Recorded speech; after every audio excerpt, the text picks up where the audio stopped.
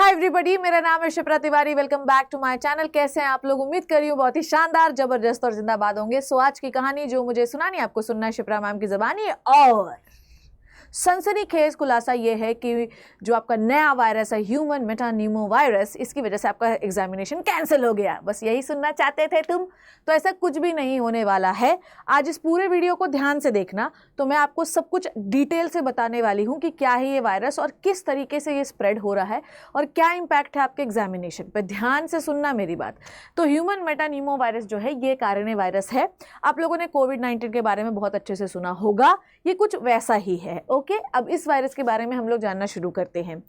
हुआ यह है कि 6 जनवरी को आपके जो स्वास्थ्य मंत्री हैं JP नड्डा जी, इन्होंने प्रेस कॉन्फ्रेंस के थ्रू ये बताया है कि किसी को भी पैनिक करने की या घबराने की ज़रूरत नहीं है। ये जो RNA वायरस है ये कोविड-19 की तरह ही है ना। मतलब इसके जो सिम्टम्स हैं वो बिल्कुल कोविड-19 की तरह ही हैं।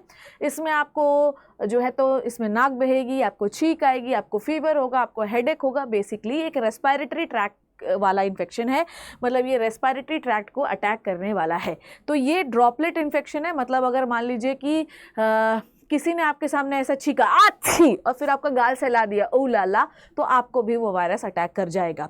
फिलहाल इंडिया में 5 से 6 केसेस इसके देखे गए हैं और आप देखोगे कि इसमें जो ससेप्टेबल एज ग्रुप है वो ज़्यादातर छोटे बच्चे मतलब इन्फेंट्स हैं, जिसमें से कुछ बच्चे 3 महीने के हैं, कुछ 8 महीने के हैं। पर अगर आप इन 5 पेशेंट्स के बारे में बात करेंगे तो ट्रैवल हिस्ट्री इनकी किसी कहीं नहीं है। ये लोग कह रहे हैं कि ट्रैवल हिस्ट्री नहीं है, पर ऐसा नहीं हो सकता। कोई ना कोई बाहर से आया होगा जो इनके कॉन्टेक्ट में आया है और जिसकी वजह से इन्फेक्शन जो है वो स्प्रेड हुआ है ना। इसका जो आउटब्रेक है वो चाइना में हो चुका है। अब चाइना में तो ऐसे कई सारे वायरसेस का आउटब्रेक हमेशा होता रहता है, तो HMPV वायरस का भी आउटब्रेक चाइना में हो चुका है। इंडिया में कुछ केसेस पाए जाने की वजह से सनसनीखेज फैल गई है कि भाई अब क्या होगा। जिस प्रकार से कोविड-19 फैलने की वजह से आपका जो एग्जामिनेशन है वो कैंसिल हो गया था, पर मैं आपको बहुत अच्छे से क्लियर कर देती हूँ कि फिलहाल केसेस बहुत कम हैं। ऐसे बहुत सारी आपकी गवर्नमेंट हैं जैसे कि दिल्ली, कर्नाटका, महाराष्ट्र, इन लोगों ने अपनी गाइडलाइन निकाल दी है कि किस तरीके से इस इन्फेक्शन से आप बच सकते हैं।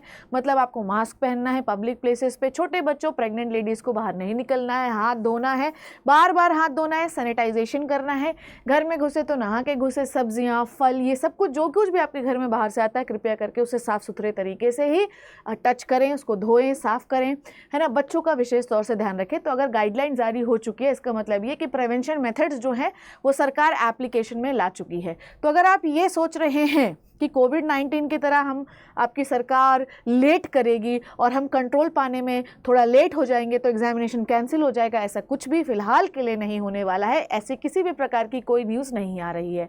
गाइडलाइन जारी होने का मतलब ये है कि हम सब लोगों ने तैयारी कर ली कि हल्का भी इन्फेक्शन स्प्रेड होगा तो हम उसे कंट्रोल पा लेंगे। प्रिवेंशन मेजर्स जो हैं वो जारी कर दिए गए हैं, कृपया करके उनको फॉलो करिए। और एग्जामिनेशन कैंसिल नहीं भी होना चाहिए है, ये बात हमेशा याद रखिए, क्योंकि जब भी एग्जामिनेशन कैंसिल होता है या डिले होता है तो उससे दूसरे स्टूडेंट्स को ये जिनका एग्जामिनेशन है उन्हें भी दिक्कत आती है।